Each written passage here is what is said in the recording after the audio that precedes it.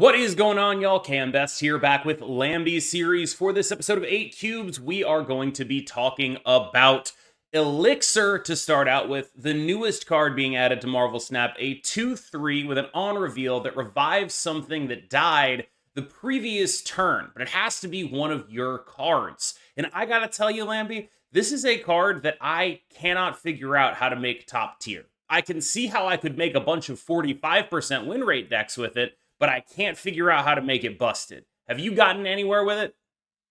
Okay, so I looked at the card like quite literally before this, and then my first thought was that this card needs to be activate.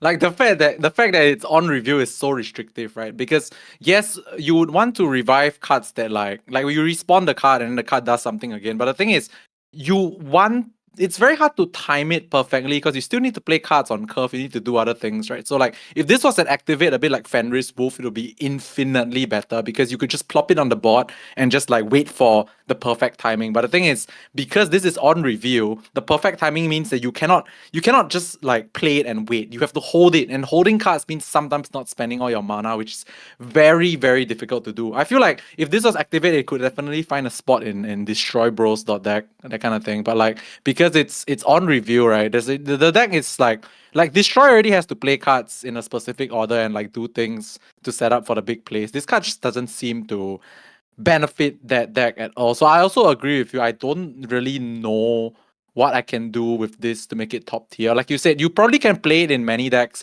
and then it sometimes works, but like making this great, I'm a bit lost as well.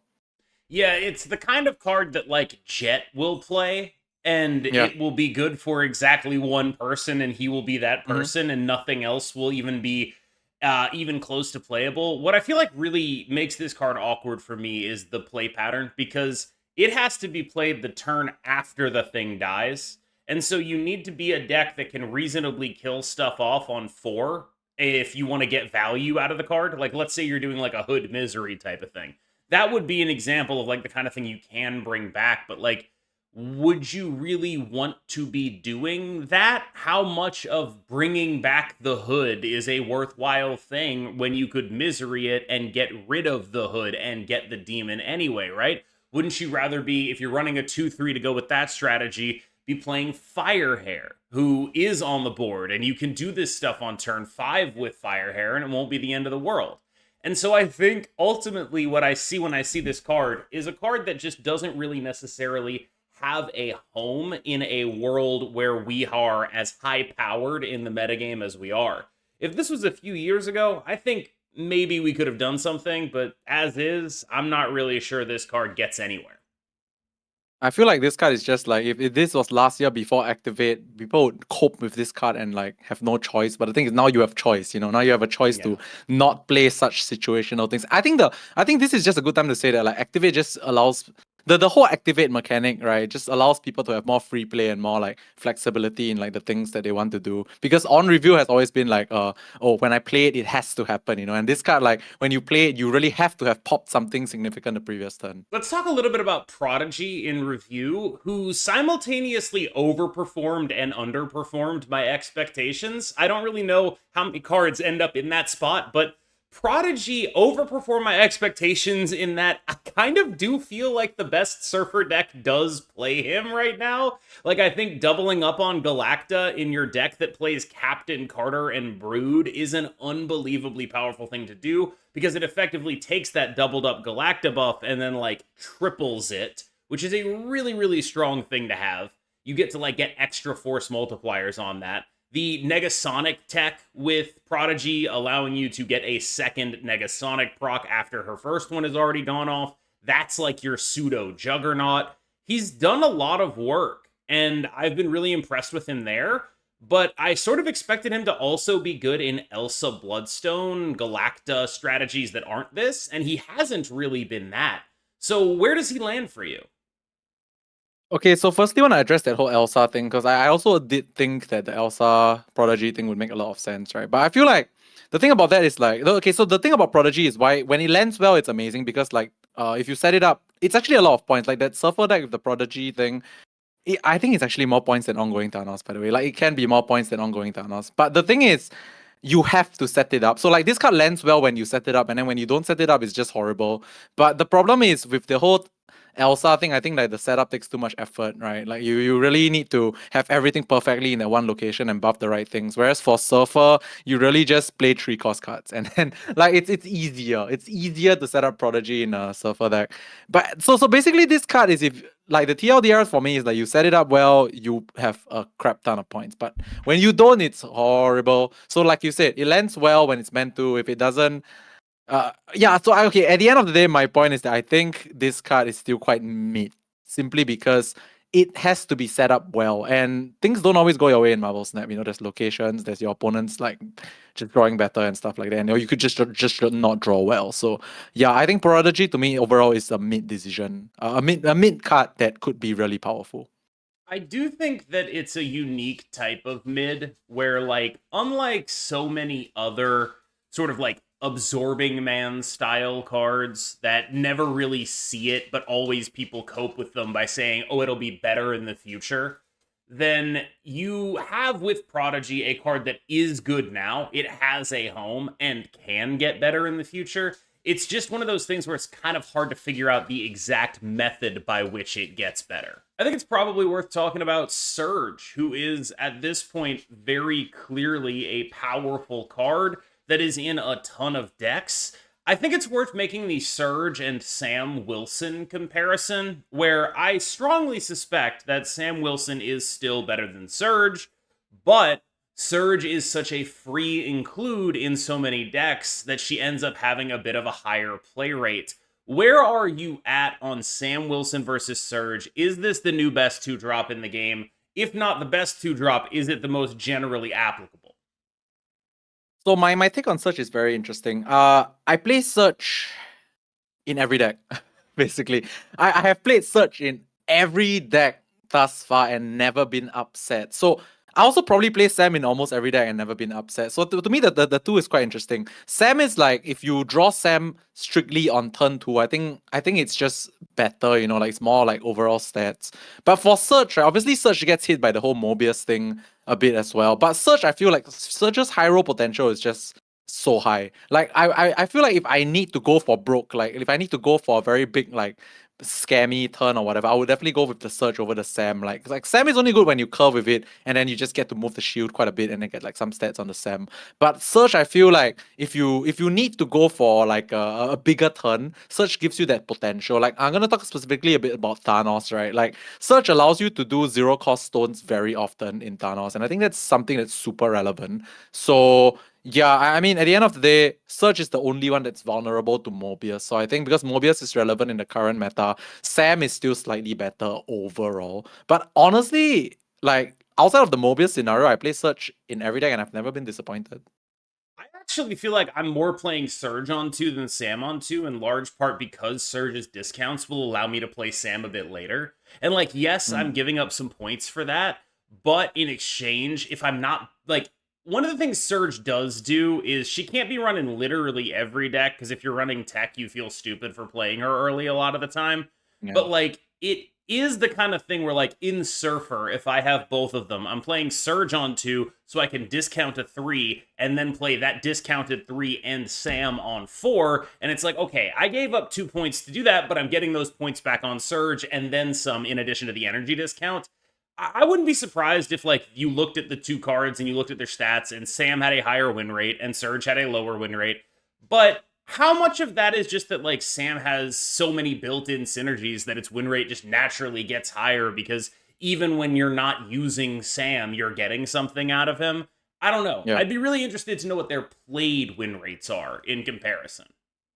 Yeah, I want to talk a bit more about the Surge specifically, because if you exclude the Mobius scenario where like the discounts don't matter, honestly, just drawing one discounted card with, because we talked about tech cards, right? Like, there's a lot of times that I just drew a 3 mana Shank and I was really very okay with it because I knew that at the end of the game I could go like 3 mana Shank plus something else, you know. Like, of course, the best case scenario is you chain endlessly. That's the perfect world scenario, right? From turn 2 all the way until turn 6. But sometimes just having like 1 or 2 discounts and you know that your end game can be like X card plus a discounted card that you know will definitely fit the mana curve on your final turn. It's also something that Surge has done for me, and I think I really like that as well. Yeah, I gotta pause the video real quick though. My dog just dug a turd out of the cat's litter box and brought it in to Damn. me like she's proud. Moving on to the Golden Gauntlet, which is a tournament officially sponsored by Marvel Snap happening on Saturday. For the first time ever, we have an official Marvel Snap tournament that is open to people who aren't just content creators. This is not Conquerors. We are doing some real tournament gameplay. Now, I will be doing commentary on this tournament on the official coverage. So I will not be participating. But Lamby, you are now unwashed and you will be participating. Let me just introduce the next segment of the show, which is all 5 of our remaining segments are sort of devoted to this context. Where are you going to start for Gauntlet prep? Okay, I love this because, yeah, one of the biggest reasons why I'm back and I'm actually very excited for this gauntlet is because my whole thing is that I wanted to play competitive Marvel Snap. So finally, we have an official outlet to potentially do this, right? So I really hope this goes really well. But yeah, I guess the gauntlet is very interesting because the format is it's like I think like 9 rounds of Swiss and then cut the top 8, and you only need to bring one deck, open deck list. So I think since we have topics specifically about like specific decks further down, I want to talk a bit about the fact that open deck list just means that you are not playing ladder, right? So you are not gonna randomly lose to a Shang-Chi in a Surtur deck, or I'm just showing random things out there right now, but like you're not gonna lose to random things. Everything you're gonna lose to, it's out in the open, you know? So I think it's very important to know all your matchups, know how to play like A versus B, how to play Thanos versus Surfer, how to play like good stuff, or how to play Affliction versus Thanos, that kind of thing. Like you need to be very well studied in the matchups. I think that's very important because once you lock into a conquest game, right, you're just gonna be playing them until one of you hits 0 health, you know. So you really need to know how to do the thing your deck is supposed to do and what your opponent's deck is supposed to do and how they match up together. So I think that's one thing that's very important for this gauntlet. But at the same time, yeah, I mean, in a general sense, I just really hope that like we get to see some exciting games, and I mean KM is commenting, so we're gonna have a good commentator for sure. So yeah, that you guys don't have to worry about. I suppose there's nowhere else to start with Thanos. This conversation will be mostly dedicated to talking about the strange Supreme version of Thanos. Not because I think it's better necessarily than the ongoing version of Thanos, but in a tournament, it's far less vulnerable. The way this tournament is structured, 9 rounds of Swiss, cut the top 8, it basically means that you can't lose more than once. And running the risk of getting killmongered out of your matchup is very, very problematic if you're going to be playing the ongoing Thanos. Although I do think in the heads up between the two Thanos decks, the ongoing Thanos is the superior build, which puts this deck in a very awkward situation. However, I would expect Strange Supreme Thanos to probably be the most played deck, the full tech Thanos. Where do you start when you're approaching trying to beat that deck?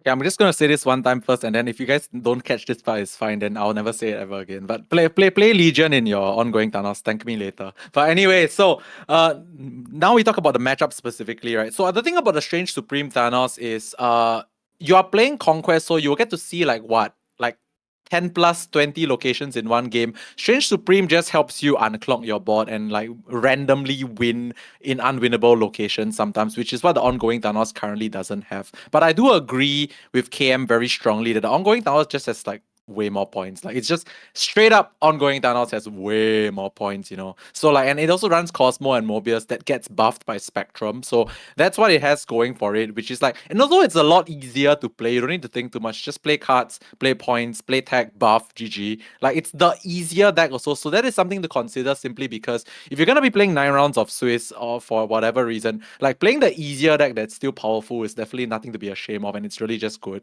Whereas for the other deck, I would say tech is what wins you 8 cubes. But the thing is, you also need to remember that this is open deck list, so everybody knows what your tech is, right? Everybody knows what special things you'll be running in your deck. So if everybody knows how to like what kind of tech you're running, they probably can play around it as well. So that is the caveat there. But personally, I would say that like having tech in your deck also just scares the living hell out of people, you know, like they'll like every time they have an exposed triple ongoing on one location, they know that the enchantress is gonna eat them, that kind of thing. Like they just know whether you have it or not. So that is what the tech version has going for it. Like it's scarier when you have like exposed things that could die to tech. So take it with a pinch of salt, take it what you will. Like, I think everyone has their preference as to which Thanos they prefer. But both have their ups and downs for sure. Yeah, the vulnerability to Killmonger being so much more pronounced in the ongoing Thanos list is the biggest downside, because at least in the Mhm. Strange Supreme one, the Strange Supreme gets to eat those stones some of the time. You're not relying on them for Blue Marvel or Goliath or Spectrum the same way you are in the ongoing list, and it can definitely be very awkward. That said, you're gonna know if your opponent has Killmonger, and knowing it is such a big part of understanding your gameplay against it. Like, if they have it in the deck, you can know to play around it and not get caught off guard by that stuff. So, to some extent, the impact of that tech may be blunted on the ongoing Thanos player. They could also maybe play Kyera, who knows?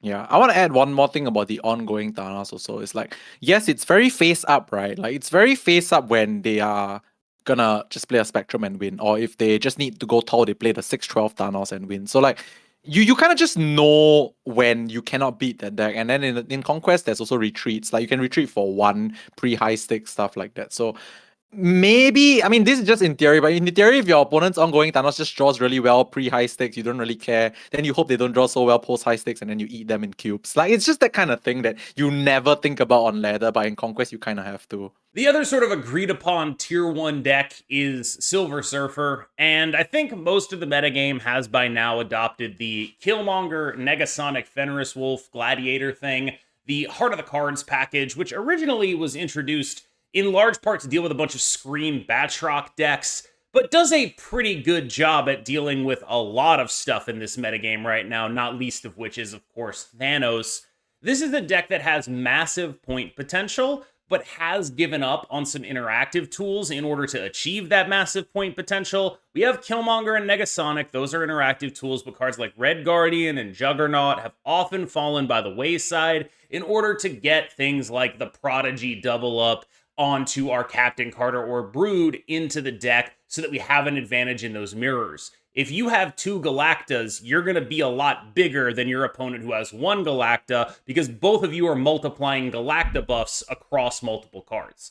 For that reason, the Prodigy is a useful tool because it makes you stronger in those mirrors, but at the same time, you can end up feeling weaker for the lack of Red Guardian and Juggernaut. Where is it that you see this deck going? Do you see this as like the safe choice in the tournament? Or do you think this is going to be Thanos is the safe choice, Surfer is the one that doesn't have a target on its back, let's get it popping? I actually think ongoing Thanos is the safe choice for this tournament because, like I said, it's the easiest like Thanos to play. Plus, it's just very face up. You run tech and you can run a lot of points, right? But the thing that this Surfer deck has going for it is that we talked about like it's very face up, right? They have Galacta and then they have Prodigy there. That setup cannot be dealt with, by the way. Like Galacta is not ongoing. It's not on review. Prodigy, once it's down, that's it. Like, you're not gonna get the Red Guardian, the Prodigy anyway. It's probably something small in that location, like a shield or whatever. So, like, once they have that set up, right, it's just for sure gonna be a crap ton of points. So, I think Surfer has that going for it. Like, it's inevitable. Like, once they set up the Galacta Prodigy, it's just so much points and you're just gonna die. So, I think that's one thing. But the problem with that is that, correct me if I'm wrong, but like these lists, they can't fit Sarah, right? It's just impossible to fit a Sarah. It's like so difficult. Yeah, and Mobius sort of pushes against that too, but that's another card that you can't fit, right? Like it's given Yeah, up on all the gimmicks and it's just all in on power. Like it's just the correct. numbers are really big now. Yeah, like I see it so often when I play recently. Like I know what's gonna exactly happen on turn 6. The location with like a lot of space is gonna be filled with Brood. And what's the other 3 mana card? The Surfer. Like you just know. So it's Yep. just another super face up deck. But that doesn't mean it's bad. Like ongoing Thanos is face up. Surfer Prodigy is face up. You just know. So just knowing it's a lot of power, is it enough gonna to like not lose to this deck? I'm not sure. But like I can tell you honestly that this Surfer and the ongoing Thanos is very similar in the fact that like you just know when you don't beat the points, then you can retreat. But can you retreat every single time? Or is it consistent enough that like it's always gonna keep doing the thing and then like you don't have enough retreats? Like I'm not sure. It is a shockingly consistent deck because, like, when you're not doing the like turn 5 move Sam Wilson shield to the Galacta lane, play a Prodigy, and then get a double proc of Galacta onto a 2-drop, followed up by a double proc of Galacta onto a 3-drop with a Surfer the next turn. It's like there aren't a lot of decks that can deal with that without the use of a Shadow King. There just are not decks that have the ability to contest a 24 power brood for 3 energy, and God forbid it gets even bigger than that. Like, we're talking bigger than the Infinite for 3 energy. I think it's really awesome how, Yeah. like, we're repeating. Remember? Do you remember when the brood decks originally started showing up as a way of beating Silky Mm-hmm. Smooth? It just happened again. Silk comes Same back, thing, yeah. brood comes back. It's crazy. So that brings us to the last of what I would describe as the 3 major archetypes in this game, and this one is the most nebulous, but you know it when you see it. It's just like the piles of points and interaction that are being played in various ways, and these range from, like, the typical Kitty Pryde Mysterio the Cook to, like, the Surge Galacta Gwenpool fused with the Batroc deck to, like, the Malekith Anti-Venom Miss Marvel version of Surge Zabu type stuff. You see a lot of Surges in these decks, you see a lot of Zabus in these decks, you see a lot of Sam Wilsons in these decks, you see a lot of 4-cost tech cards, you see a lot of Galactas. They're all sort of points and interaction soup, and a lot of good players are just sort of trying to figure out the exact perfect 12 cards to play what I guess I would reasonably describe as Serra-less Serra control. And that's sort of what all of these decks are trying to do. Yeah, actually, my point about Sarah in the previous topic actually is like it's quite irrelevant because Surge is just better Sarah in general. Like the more I think about it, Surge is just the Kinda better is, thing to yeah. do.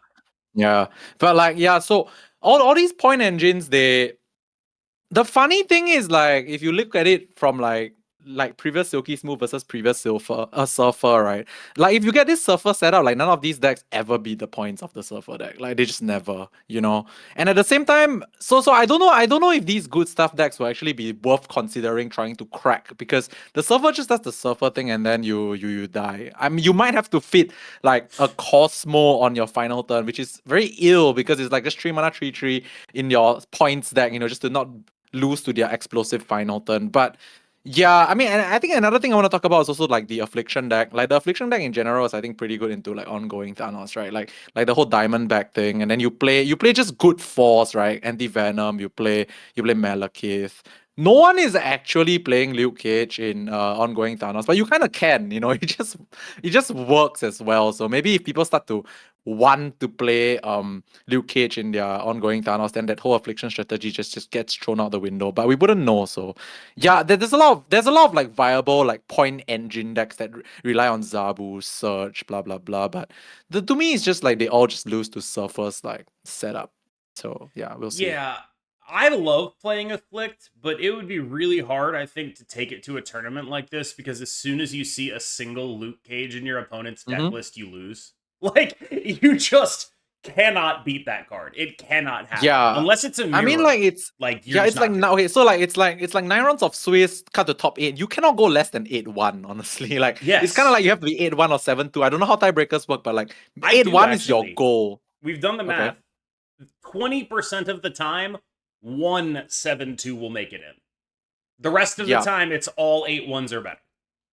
Right. So you are never aiming to go less than 8-1, right? Yep. So if you're never aiming to go less than 8-1, it just means you meet one Luke Cage deck, you GG, and then you low roll one time, you GG, and that's straight up 7-2 already. That's not a very nice spot to be in, It's so not. I feel like you should probably plan to go 8-1, and that's probably a good segue into the last topic. I do really want to like reiterate that, because I love Afflict. It's probably my favorite deck. I love playing it anything as well. with Anti-Venom in it. It's just always been one of my favorite cards, and it has the hardest counter in the entire game.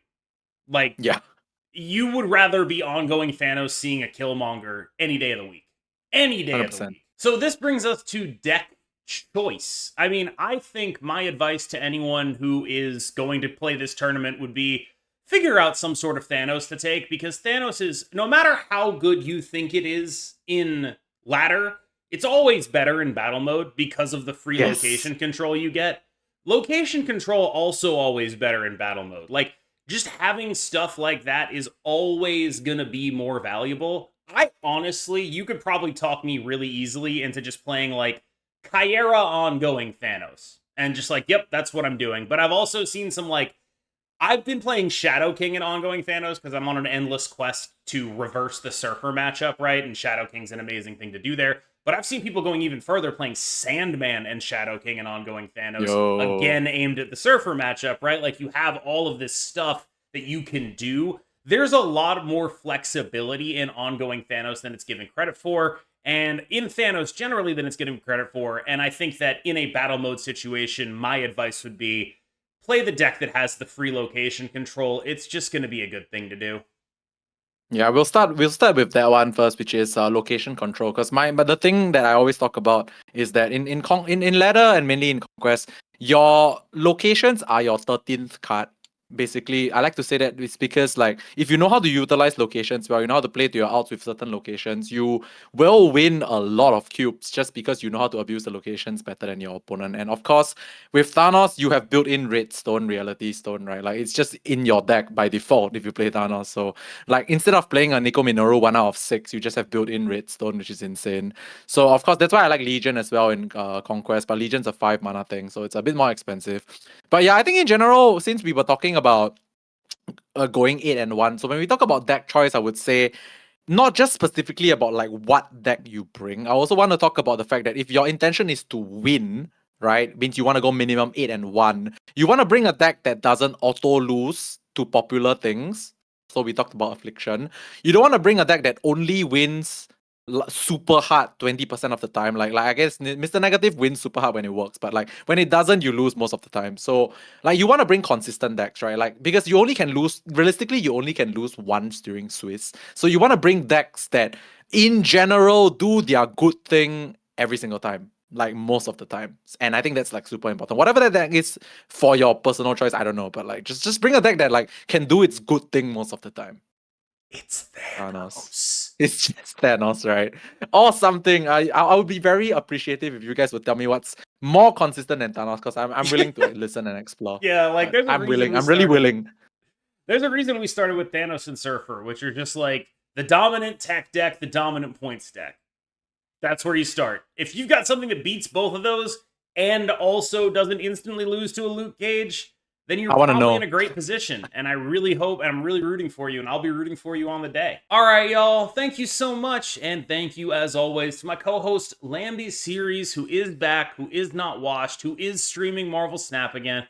Make sure you check him out on twitch.tv/Lamby Series. Is it GG on Twitch or is it TV on Twitch? TV. Lamby Series TV. It's like I was GG like, on Twitter. I'm about to plug the wrong thing. Lamby Series TV on Twitch. Check him out. Make sure you do that. He's extremely, extremely talented card gamer, former Hearthstone Grandmaster. I mean, you're watching the show. You probably already know. But he's also about to take us out of this episode. All right, guys. Thank you so much for this episode. Hope you enjoyed it as much as I did. Like, comment, and subscribe. And we'll see you guys in the Golden Gauntlet.